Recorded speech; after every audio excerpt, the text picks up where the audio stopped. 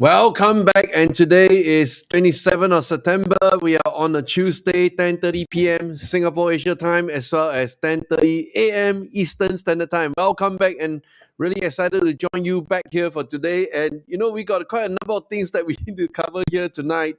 I will lead you ultimately to the most important piece of the story of the day. But today, because there's so many developments, I need to go through with you quite a number of articles. Right? So I want you to bear with me, all right? So before we get started, I want to welcome those of you who are joining us today, and can go straight to the live chat and chat with us. Just say hello, and I want to give acknowledgement to those who are YouTube members. A big shout out to Aries UCAT. And you can see on the YouTube live chat, he's titled "Welcome to Student Who Loves Teacher," and that's Aries UCAT. A big greetings to you, and for the rest of you, if you have the Captain American, the blue star sign, you are also acknowledged as our spiking YouTube members. Thank you for joining us. A big shout out to Dizu, Jeanette, Mark Wong, Isabella, CPK, J-Lo, Jeffrey, Eltin, and CK Leo. Wow. Good evening to one and all. Okay, today we're going to start off with a really, really important piece of article that's coming up. None other than from the next Prime Minister of Singapore. What a way of describing him. He is right now nominated as the new upcoming Prime Minister of Singapore. Obviously, he has not taken over the role yet. He's currently the finance minister of our country. All right. So let me switch over to this very important article. I think this is really the flagship article, not the key article, but the flagship article to shape our thinking. And here we go. The golden age of globalization is clearly over, says Singapore's Deputy Prime Minister, Lawrence Wong. So you are hearing from the man who's going to take over the ship for the next 10 to 20 years of the highest position in our country, Singapore. And let's hear what he has to tell us, because there's so many nuggets of wisdom found in the three big points right here. Number one, the golden age of globalization is ended, and a fundamental change to the way the world works is underway. Though countries have not fully retreated into protectionism, businesses are increasingly influenced by geopolitical tensions. Wong said during a dialogue at the Forbes Global CEO Conference in Singapore on Monday night, referring specifically to strained relations between the US and the China. Now, this is the part I just want to pause for a while. And in a way, Singapore is caught in between. We are friends of US. We are friends of China. We have deep roots in both countries. And we are torn apart because of the US-China trade relations. Very, very strained. And in a way or another, each country is asking us to take sides. Now, that's dangerous because we can't afford to take any sides because we're a very, very small country. So that's the reason why in navigating over perhaps the next 10, 20, even 50 years ahead, how are we going to play this game? And, I pray that I can live until the age of 100 years old. And, I got one classmate from Harvard Business School. He's on the idea that all of us should live like more than 100 years old. What I say, that's a gorgeous ideal. And, he set it out as a really, really key challenge for himself. And, he's practicing what he's preaching. But that put one aside first. But here is the part where I'm really excited to see 10, 20, 30, 50 years later, how this US-China trade relationship is going to play out. And where is Singapore going to stand in between? All right, so let's continue with the conversation. He said that Singapore and the rest of ASEAN want a balanced relationship with both the US and China, and prefer that the two countries engage with the region on its own merits. Don't force us to take sides, rather than through the prism of a US-China relationship. So this is the man, and with all due respect, he has the support of the grassroots, and we are really looking up to him to steer Singapore over the next perhaps 10, 20, I think about 10, 20 years under his tenure as the upcoming Prime Minister of Singapore. So over here, what can we learn from this man? So right over here, I want to bring to you across. This is the part where it's very, very powerful. All right, and then let me read out to you guys. Number one, where previously the logic was countries do not have to be friends to do business with one another. In fact, the hope was that the more we trade and invest in each other, we'll tamp down geopolitical rivalry. Remember the McDonald's theory that where we have McDonald's everywhere, there'll be no war? Well, that was history and the end of history. So true.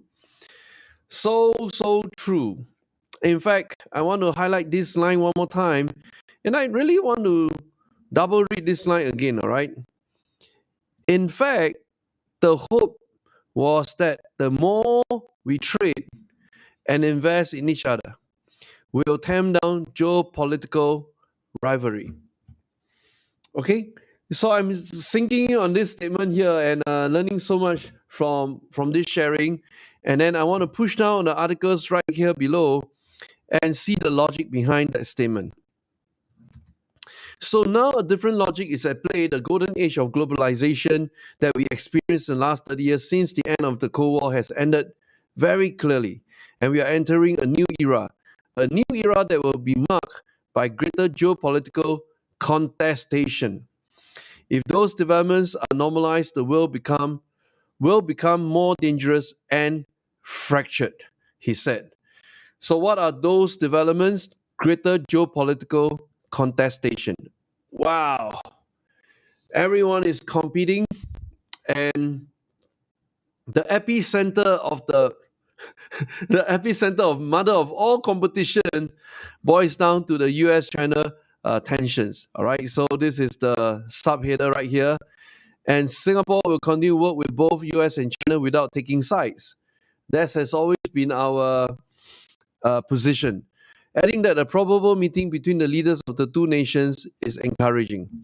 With that ability to come together and meet in person, there will be an ability to establish a new modus operandi between the two countries, recognizing that really the world is big enough for China and the US, and the two countries do not have to define their relationship in adversarial terms.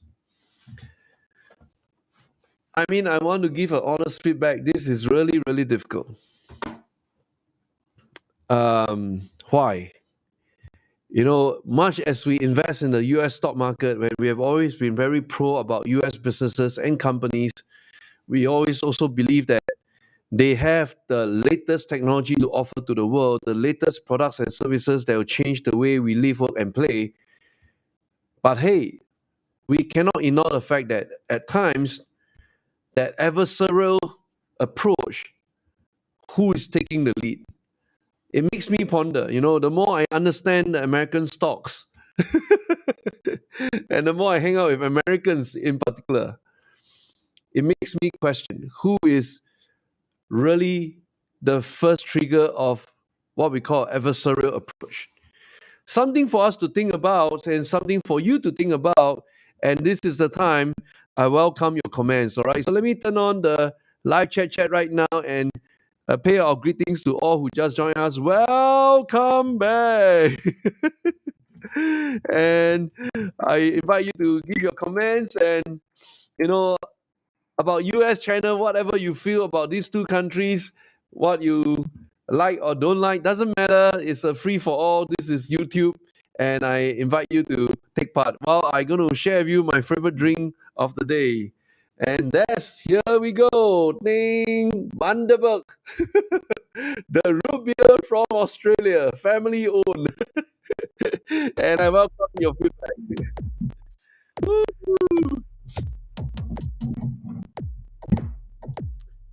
Mm.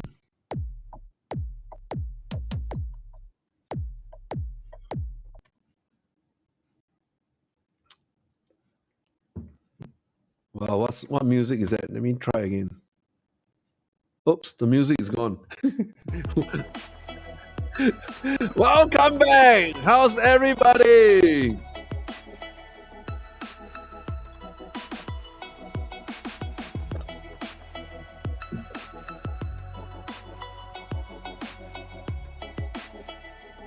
Wow, let's who is with us right here tonight, and greetings to Rose, Dizu, Wilson, Jeanette, Mark, Isabella, Emmeline, CBJ, Jeffrey, Ryan, Eltin, Adeline, Johnson, Liz, John Lynn, Ronnie, Manfred, Ivan, Shane, Tony, Milton, Eris, Jeanette. Wow, welcome back, all of you. And I asked you guys a difficult question until you all don't know how to answer already. My question is a simple one. Any comments about US-China tensions and the businesses that birth out of both countries? All right, so you can give your feedback. And of course, we also have to have an honest reflection about how we look at both countries, either how we look at United States, how we look at China. You gotta have a real feeling about it. All right, so that's the reason why I always want to ask myself, what is my position? Now I hear all those positions out there from our, finance minister, from politicians, from fund managers, from analysts, from even the TV anchors at CNBC. You listen in, it's okay. But end of the day, I always challenge myself, I got to take my position. What is my position as an investor, as a trader, as a fund manager, as a teacher? What is my real position? All right. And, most people, when it comes to taking a position, they will hold the cards close to their chest. They say, no, I'm not going to let anyone know about it. Now, there's nothing wrong with that. But let me tell you what is the big problem with that. When you hold those positions and you kind of play a poker face, nobody knows what you are thinking. You think you have the upper hand. Let me tell you, you don't have the upper hand. You may think that you have the upper hand by not allowing people know what you are thinking, what is your position. No, I'm telling you loud and clear, you don't have the upper hand. Because the true upper hand mastery is over your own psychology, not how people think about you. And for every moment that you hold back in articulating your thoughts, in taking a position, your thinking will not be clear. So in this season, you'll be probably thinking about A, then another season, you're probably thinking about B, and I put you through multiple seasons, you probably think about A, B, C, D until you end up with no position. So articulation requires you to think through, take a position, defend it, and at times you realize your position cannot hold anymore. Then you change your thinking behind it and give yourself some justification. All right. So this is something I want to share with all of you, and I know people are very, very afraid to kind of state their position clearly, and because they are very afraid of being proven wrong. And I think it's such a kind of a release and fascinating for me, because ever since I start doing the YouTube live, and I really do not know who is really watching today. All right. I mean, sometimes we got a large crowd of people. Sometimes YouTube will suggest our videos to all other people in the YouTube planet, and our videos will just go viral. And I really got no idea who's watching. So that's something we can't track. But for those of you who are chatting with me, I know majority of you are students. Some of you are also students in the public that I may not have taught you in the class before, right? So I welcome you to join us and really share. Excuse me, I got 2 more gas already. All right, so I'm drinking this root beer from Bundaberg. I think I bought the wrong one. I wanted to buy the ginger beer. I ended with the root beer, right? It's too fast a purchase. Okay, so that's good. So up to you whether you want to state your position.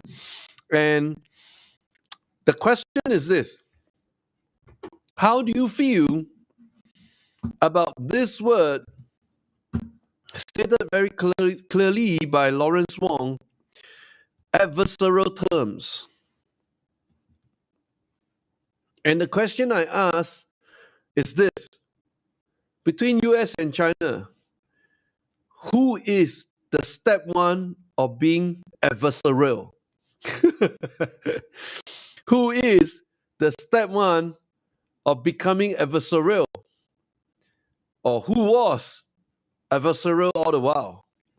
That's a question that I ask, and I ask you to think about it, reflect, take a position, and then have some clarity in your train of thoughts.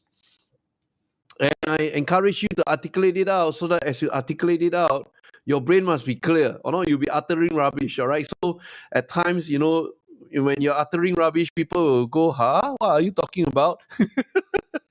So, I mean, this also happened during my recent lectures at Harvard Business School, right? And sometimes, the professor will try to use some bombastic terms and I'll say, "Hey, hang on, professor, hold on a minute.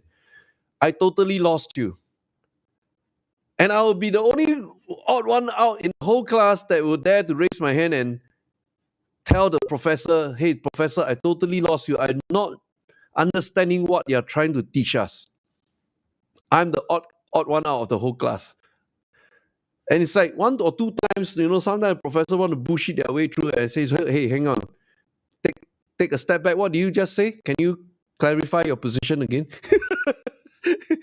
Okay. So you will come to this approach not because we are rude or I'm rude, because I truly want to learn. So that as I learn, then I can articulate the same train of thoughts about what I feel about any issues out there.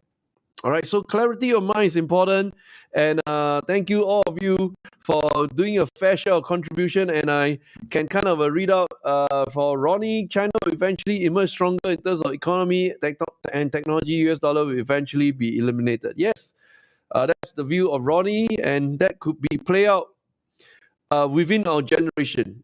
And I define our generation means I imagine I can live for the next 50 years until the age of 100. I can probably see this coming to pass. I have thought about this as well, right? Very good. John Lim, bring back Donald Trump in making US great again. I'm not too sure we want Donald Trump back. Many Americans want him back. Not for me. I don't think so. Already know, I mean, he's the one who kickstarted the US-China trade war, to be exact. He's the one who triggered it in 2018. 2017 was a damn good year for us, 45 degrees, up and away. It's so easy to catch the spikes, making 5 to 100% profit per trade in one day. It's so easy. All right, 2017, you look at the chart, it's 45 degrees. Boom. The moment we entered 2018 and 2019, we went sideways for 2 years. Now, sideways for 2 years is not as bad as what we are going through right now, 45 degrees down for 1 year. All right. So, but right now we are really absorbing a lot of pain. Sideways, you can't make a lot, you can't lose a lot. That's it. It's just like feeling, what am I doing in the market? I'm wasting my time. There's so much opportunity cost out there, right? So that's the 2 years I spent time, and then that 2 years I went to, get involved in crypto, went to involve in blockchain, went to get involved in many, many things, because that 2 years is just very, very stagnant. Little bit go up, little bit go down, little bit go up, little bit go down. All right. So that 2 years, the most assignment I found was in the crypto space. That was the 2 years I really plunged in and wrote a book and published it, and then made so much friends in the world of blockchain. All right. Now, coming back to your sharing, Yen shared that US is such a bully. Yes, because the guy with the biggest gun will always be the biggest bully. It's a law of nature. So the guy with the big gun will always make the loudest noise, right? For Liz, Welcome, teacher USA all the way, because Liz is going through her parity. one US dollar is to one British pound right now. And who else? Andy, my favorite drink when I was studying in Australia last time. Oh yeah, and most of you wouldn't be able to guess. When I was in Australia, when I was studying my PhD, that I spent about 1 month on campus, and every day I'll just look forward to the same dish every day, and I'll always be the first patron of the restaurant within the campus, and it's a Japanese restaurant. I'll be the first to arrive, and every day I'll eat the same dish, and that's my hot udon noodles. Because I need to drink hot soup. It's freaking cold for me out there, and I'll always eat the same dish every day, and that kind of make me very happy when I was there doing my PhD. And PhD is very, very painful, lonely journey. All right, so we start really early, 7 o'clock. I walk into the what we call the PhD office, and then I just lock myself there alone and crank until about 7, 8 o'clock at night. Then walk back to my room, sleep. Next day, the routine continues, Mondays to Sundays. The same thing, boom, boom, boom, boom. So that was the time I have to really get it to work. Okay, I think we have shared enough about this, so we're going to come back and continue the article. And today we really got quite a number of articles we need to complete, and I think you'll be very, very happy. I think we found a really few beautiful articles that we're going to cover, all right? So Lawrence Wong, one of the effects that such a relationship could have on the perception of younger generations in the US and China. So this is the part I'm also like starting to teach my children. How do we think about US? How do we think about China, right? So you watch this one, really very powerful, very, very insightful. And here we go. And if there is no ability for the people-to-people connection and communication to happen, it's very easy to portray the other side as the bad guy and we are the good guys, and both sides do that. And if you have a whole generation of people growing up thinking that way, then what happens 50 years from now? 30 years from now? I think that's something we should be concerned about. And let me give you a very good example, real life example of what exactly these 2 paragraphs of words I've personally witnessed. So, I was in the US and I hang out with all kinds of people. The one that I felt the strangest of them all, and I still feel it today, is when I know, when I met with American-born Chinese. That means Chinese being that their parents or their forefathers came from China, right? And somewhere down the line, they got raised, some of them born in US, some of them born in China, and then got raised up in US. And there's a word that describes this bunch of Chinese. We call them the ABC, American-born Chinese, right? So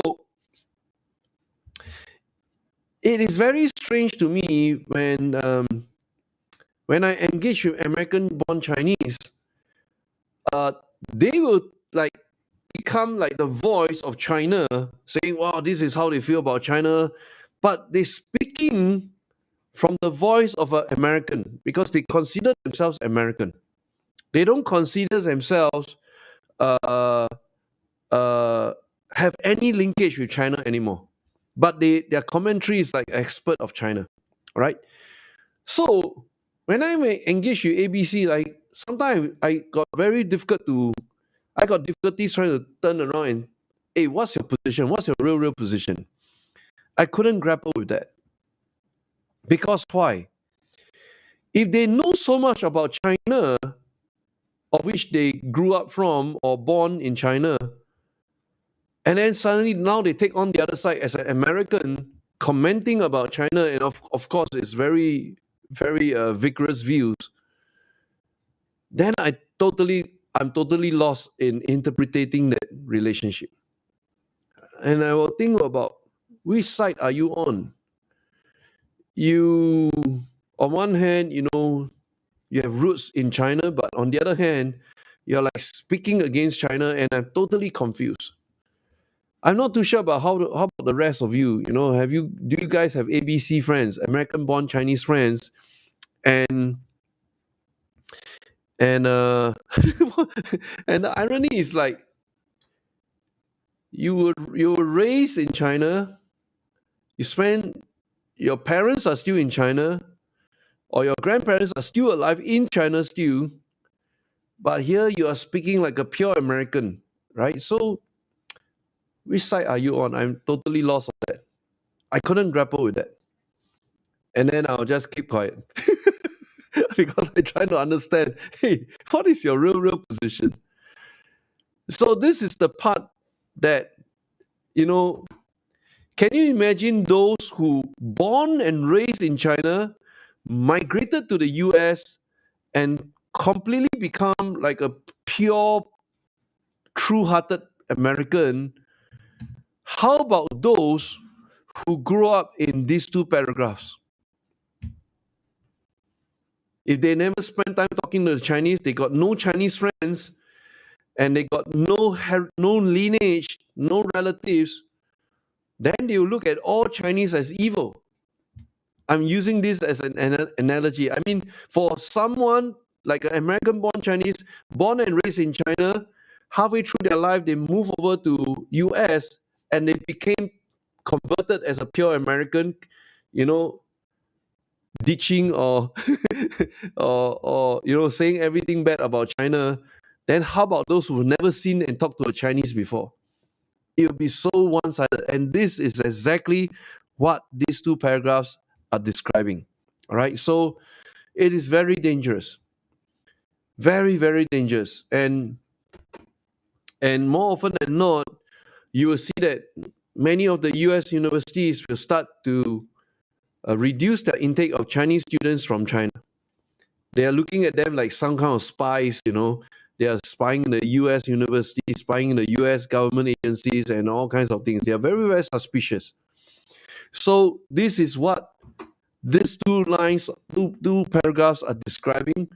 If we lost that interaction, or the keyword is connection and communication. If we lost both C and C, that's it. It will be so polarized, each proclaiming the other camp is evil, then eventually we will definitely have a World War III for sure. It is a matter of time, all right, that this thing will blow up. So this is the big thing on Lawrence Wong's mind, and he take us through this journey, and we say, okay, we're learning something here, and then we continue this part, all right? Look at it from the other side of the mirror. China just went through an American shock. What does it mean? The generation of Chinese born perhaps in the last generations, many of them idolize America and the American way of life. It is such a shock for the Chinese of this time to be rejected by America and to be subject to racial profiling. There is a lot of disillusion. There is a lot of what do we do next? Wow. Well said. All right. Though positive engagement doesn't mean there won't be rigorous competition between the two countries, two nations, working together will be beneficial, especially when it comes to issues such as climate change and pandemic responses. Wong said, the United States and China have benefited from being financially intertwined. Founding chairman of Avanda Investment Management, former chief CIO at Singapore's GIC, Ng Kok Siong, said during a panel at a conference. And Kok Siong said this: studies showed that many S&P 500 American companies have benefited from the growth of China in terms of both revenue and size, which is factual. You guys know about this. The moment McDonald's starts selling in China, I mean, when Tesla starts selling in China, this is what is called benefiting from China in terms of both revenue and size. Likewise, the Chinese have welcomed the international capital and financial institutions into their markets. When asked for a timeline, so that's what they discussed at the panel, but there's like no conclusion to whatever they are talking about. And then the final part is when asked for a timeline for Lawrence Wong's succession as Singapore's new Prime Minister, Wong didn't give a specific answer, cautioning there are more pressing issues at hand, such as the high cost of living, a possible economic slowdown next year, and the threat of new mutations from the COVID pandemic. Right? So I think this is a good piece of article for us to start thinking about our role, what we want to play in the new world order, and do we take sides with US or with China, or what is our role? What is our role? I tell you what is my role. When I look at China, I want to go and trace my roots. My great grandforefathers or great grandparents or my lineage comes from China. I don't deny it. But kind of in my generation kind of got cut off because I'm born and raised here in Singapore. So I've some interest to go and pursue chasing of the lineage, where my ancestors came from. And that's one part of me that very, very curious, very, very inquisitive to find out my ancestral roots in China. When I look at the US, this is where I look up to them as the benchmark for excellence for great companies listed on the Nasdaq or New York Stock Exchange. Highly aspirational, and I pray one day I can also lead a company to ring the bell at NYSE or Nasdaq, right? So there's these two parts of me, and I dedicated 22 years of my life understanding the US stock market. That's how passionate I am about investing. But I have not started my discovery of my own roots in China. That has been neglected. But I'm proud to say that I can speak fluent Chinese, I can read Chinese, and I can communicate with any Chinese in the world today because I have this knowledge of the language. And that is a big credit to our founding father who forced us, all of us in my generation, to learn Chinese. So I'm a benefit of this generation where we learn Chinese, we are able to practice Chinese, and we can speak Chinese to any Chinese in the world. So we are kind of hybrid, right? But my loyalty is always to my own country, Singapore. So that goes without saying. Likewise, I hope you give some thoughts about this and we can move on to the next article. All right.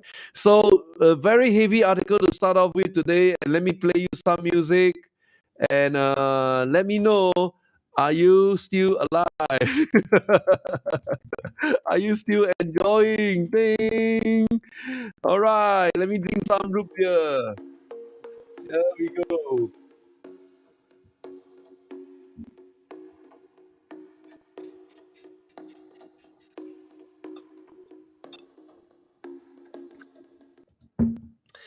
Are you still enjoying? Woohoo!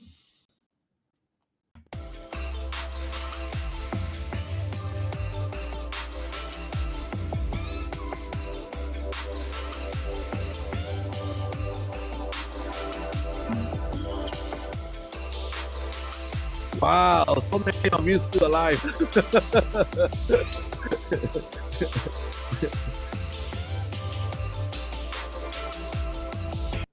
Thank you for your feedback. And we covered something quite philosophical, a bit different from our past videos, but I thought that is a nice way for me to introduce Singapore to you, and where Singapore is really cushioned between US and China. We are caught in between. And that is important for us to think about what is our individual role that we can play towards the US and we can play towards the China, and making sure we have a core generation, CORE, a core generation that doesn't want any outbreak of conflict between US and China. I think that is important. In the past, we had our founding father Lee Kuan Yew to go out there like a kind of a whisperer to the Chinese leadership and to the American leadership. Right now, I'm not too sure who is able to play that role really, really well. Right, so it's a new world order with new leadership, and we covered yesterday about Macau opening up after the emperor is crowned on 16th of October, and that will be towards end of October, and you can see the price start to move like crazy and all that. That is what is going to happen. So the next two other articles I will just touch and go, and this is again, I want to dangle out a carrot to all of you out there watching today. If you know where this joker is hiding, please go and inform the Interpol. And I'm talking about Do Kwon, the founder of Terra and Luna. Please do your part, report to the Interpol, put him under arrest. Because I never seen such an irritating person. You know, the Interpol out for him, and he says that he's not hiding. And the Twitter is even worse. Holy moly. Wait till you read his Twitter. Holy moly. Where the heck is this guy right now? He said this. Right, he said this. I'm writing code in my living room when someone is asking about his whereabouts. All right. And, you know, and he even said this. Holy moly. I go on walks and malls. No way none of hasn't run into me the past couple of weeks. I mean, this guy is seriously nuts, man, you know. So go and find him, report him to the police, and bring him back to South Korea, for goodness sake. This guy is sick to the core. I've never seen... this is how he has demonized money. A person like Do Kwon has demonized money. That's the reason why I don't blame those people that always say that money is evil. Because there are such people who became rich, and he's telling the whole world he's untouchable. He cannot be arrested. You cannot touch him because he ran off with Bitcoin and he can do whatever he wants. So that's something I just want to talk about and bring out. And at the same time, while this is going on, Voyager is going to sell assets to Sam Bankman-Fried FTX for 1.4 billion. That's one of the ways to salvage Voyager. And you know, Voyager is coming under severe heat. They are facing class actions in the US, but FTX is coming in to buy up their assets after winning a bankruptcy auction. So this is a big news, and you know, all the good players are trying to restore trust back into the system by not allowing, you know, good assets to collapse. CZ from Binance is doing it. Sam from FTX is doing it. And all the bad actors like Three Arrows, Do Kwon, Terra, all these people are right now just hiding.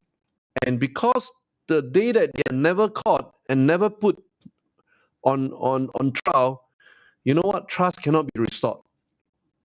And so many of you are asking me, teacher, what's your views about Bitcoin? Let me tell you my answer to that question. The answer to that question is simply, when do you think trust can be restored? That's the day Bitcoin will fly up. It will spike all the way to 1 million.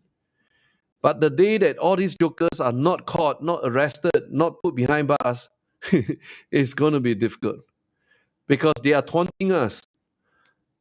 The dishonest people are taunting all the honest people out there. That, you know, I'm still going out there shopping, I'm don't know what nonsense, and they are basically telling the whole world they cannot be caught because they are rich. So kind of really get very sick when I talk about this, and I'm not too sure are you feeling it or not. But I realize the live chat is still on, right? Sorry about it. Better off the live chat right there. Okay, so I've gone through 3 articles already, and I'm coming to the most important article for today. And it's such a, you know, fresh breath of life to read an article like this, and I hope you found the same article match. And that's my challenge to all of you who are watching the YouTube live stream. Go and decide each day, what do you think, which is the most important article of the day. I found mine every day, and I share this with you. And before I reveal it to you, I hope you found yours, and we can have a good match. Ready? 3, 2, 1. This is the article of the day. Cathie Wood says she's standing by her bullish bets on Tesla, Roku, and Bitcoin. Holy mama. Okay, we got to read this piece of article, man. And by the way, for those of you who do not know who is Cathie Wood, she's the top hedge fund manager of the year in 2020. All right. I mean, her entire portfolio is like never seen before on Wall Street. It went up so high. But in 2021 and 22, her fund starts to go down. As of this year right now, her fund is down about 70 to 80% down. All right. So she's going through very tough times, and she's defending the stocks that she believes in. And this is very, very powerful insight. All right. Here we go. Before I read out to you, I want to show you her stock chart. It's called ARKK, ARK Innovation Fund. We kind of always show 2020 on the bottom left, and oops, sorry. Here we go, 2020 on the bottom left. Let me just adjust a little bit more. Oops. All right, it goes like that, right? So you can see this initial trajectory. Boom! 2020, my red arrow resulted in Cathie Wood becoming the top hedge fund manager of the world, number one. But from that point onwards, it came sliding down, back to square one. You can see how the arrow started on the left and how the arrow ended on the right, back to almost net zero, right? And when you look at a chart like this, what do you think? How do you think about Cathie Woods? Now, I'm sure all of you got different views about Cathie Wood, and I want to invite you to share your views. What are your views?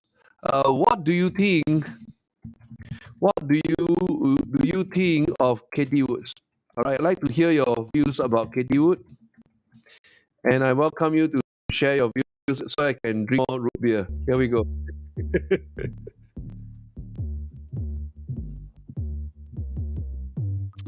Wow, yummy. Any feedback on Cathie Woods?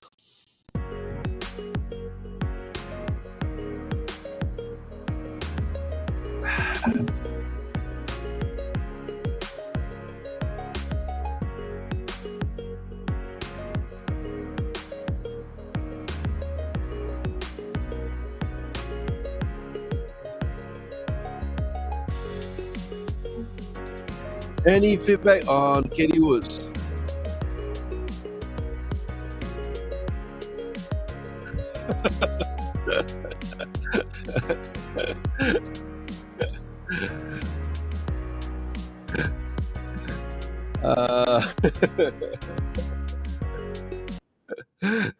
Newton, you're going to be proven very, very wrong. You wrong choice of words. Right. Okay, Eltin has written a very nice word called steadfast lady, right? Aries, Cathie Wood really believes on a thesis in technology stocks, queen of falling knives, lots of conviction, buying falling knives, one-time wonder, and all that. All right. So all of you got different views, right? Nothing about right or wrong.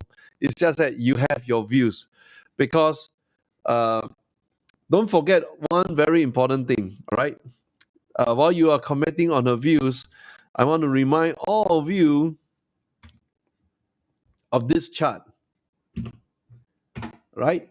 So this is the all important chart of Cathie Wood. On the left went up, on the right went down. Now, this is like life. There's ups and downs. But if you measure her because you only see the downside of her life, then you have really missed out.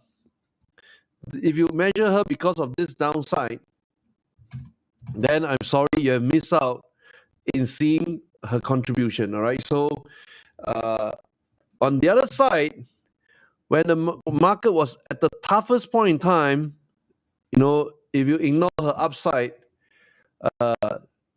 then clearly I need to teach you a very important lesson today about investing. Investing is never about you winning all the time, because the concept of investing boils down to this.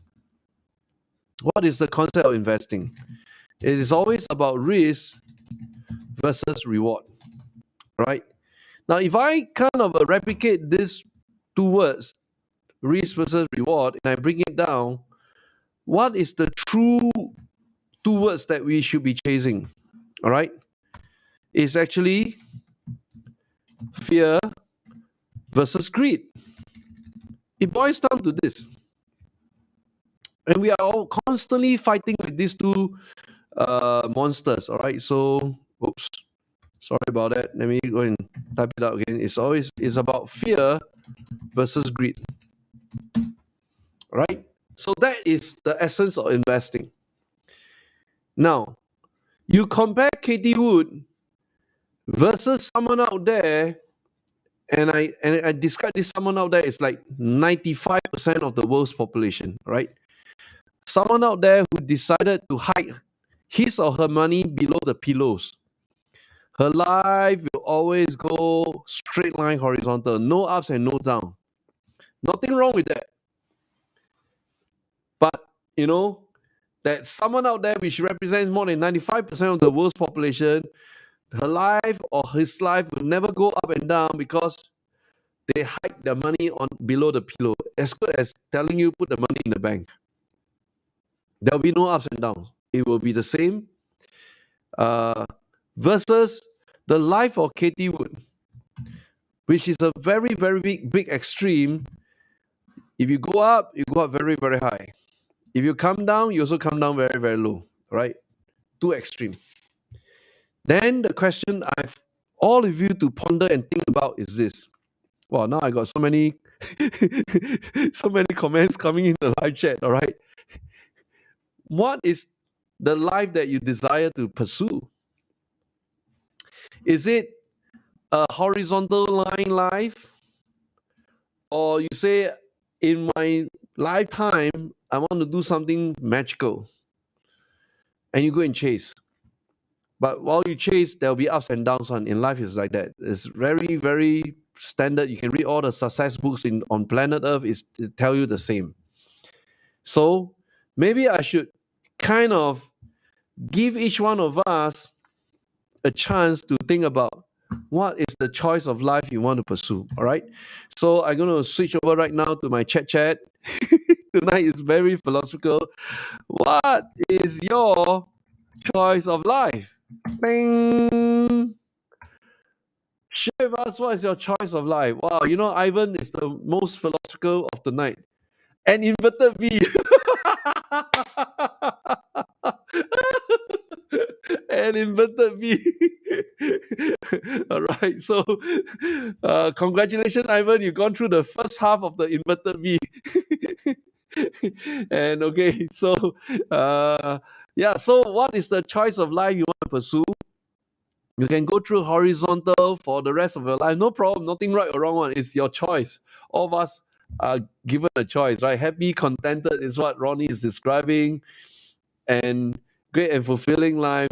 So it depends what you want to pursue, right? So this is very real to investing. If you pursue investing, there will be big rewards. There will also be big risks. Your life will not be stagnant horizontal. Confirm, I guarantee you not.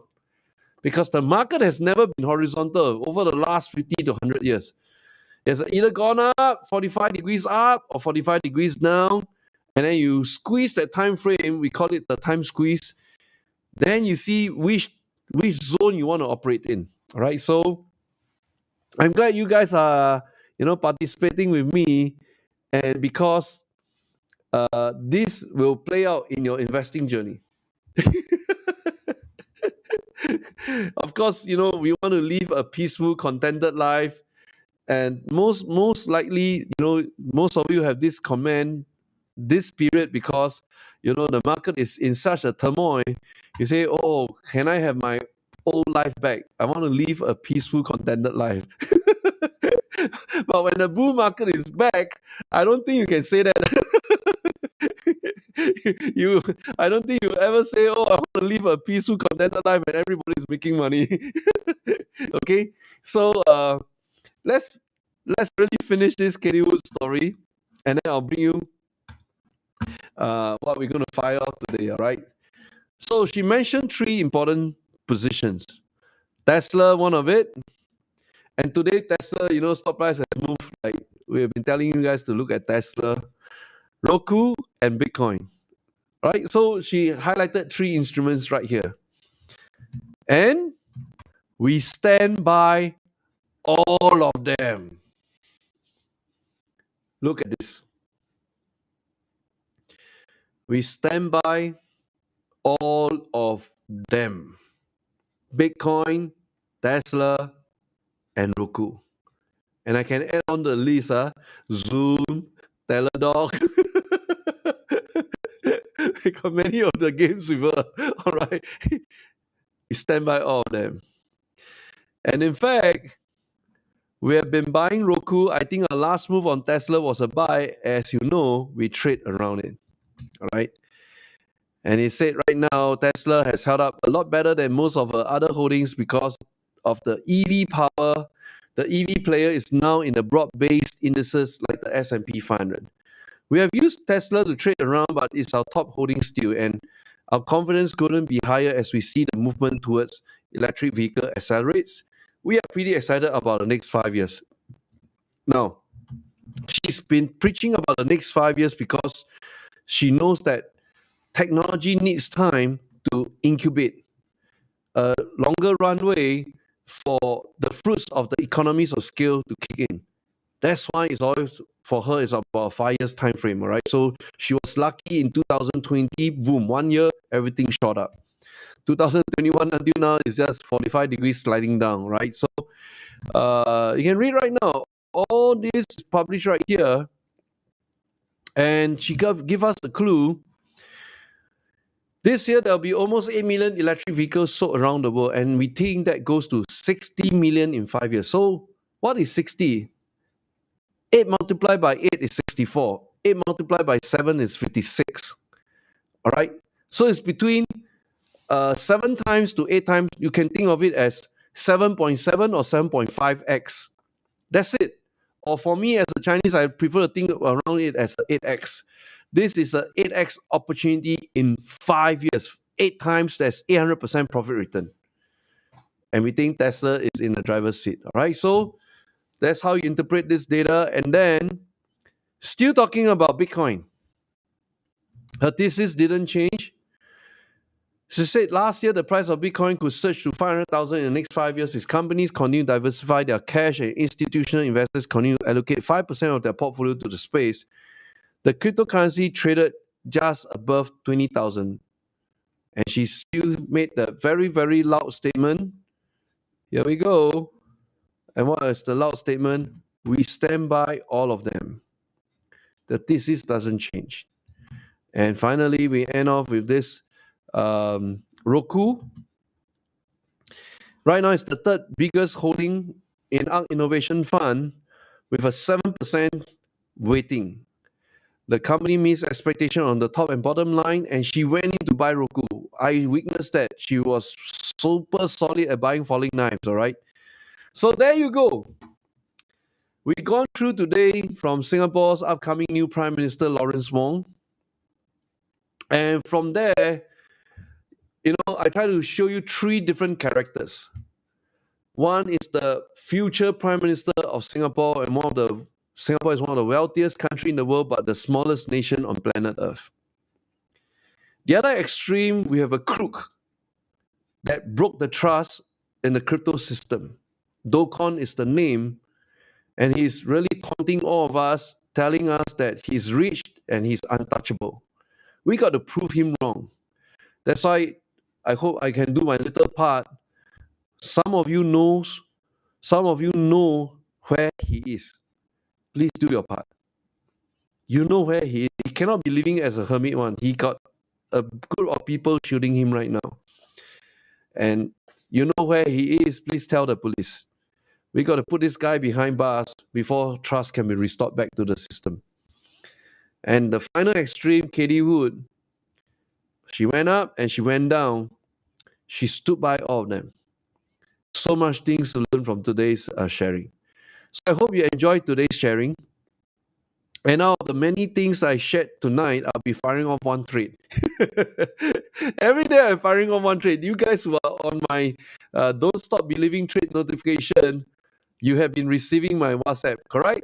And you know, I've been very religious about it. I have to fire one trade and I negotiate very hard and I stick by them. All right. So go out there, be strong, be brave, continue to trade, because you know this Thursday I'll be sharing with you my views for the remaining days of this year. That will be at a cozy monthly live trading event. I hope you guys turn out. I got a very, very big announcement I'll be making. In fact, as a teaser, you know, let me ask all of you a teaser question.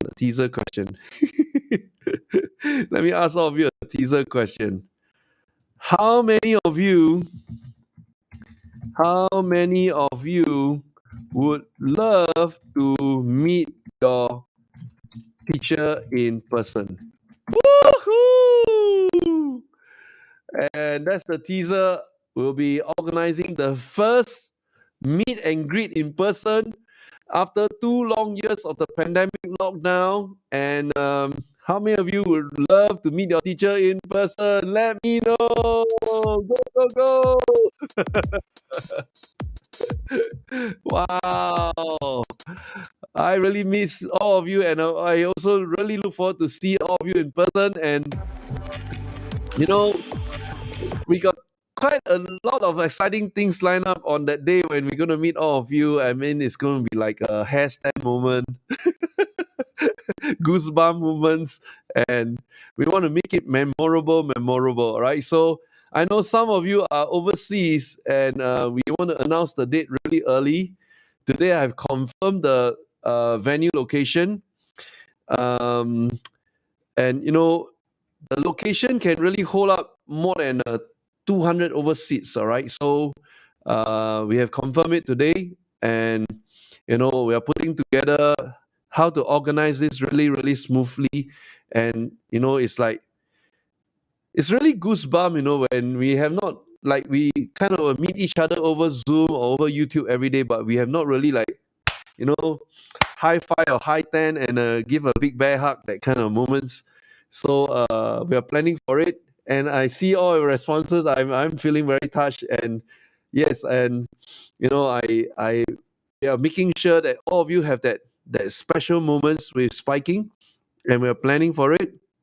We'll be announcing this formally on this Thursday with our spiking community first, because our spiking community will always have the first priority. Then we'll be opening up that to the public. All right. So look forward to that. It's a big event. We want to make it a lifetime memory for every one of us. Thank you so much for your big support. I really appreciate it. I see all your names out there. Thank you very much. And by the way, Andy, I don't understand what is the issue. In Malaysia, you can just either drive down or fly down or take a bus down. It's so easy. It's not like pain, all right? So it depends on how much you want it, all right? So, of course, this is like, depends on, what's the right word? Depends on the chemistry. And you know, I know all of you by name, but I really want to see all of you in person. And And we'll do something magical that day. Every one of you will have a lifetime memory to share with your children and your grandchildren. That's what I want to disclose until this point in time. Thank you very, very much, all of you, for joining us here tonight. I shall see you again tomorrow. May God bless all of you. Good night and goodbye.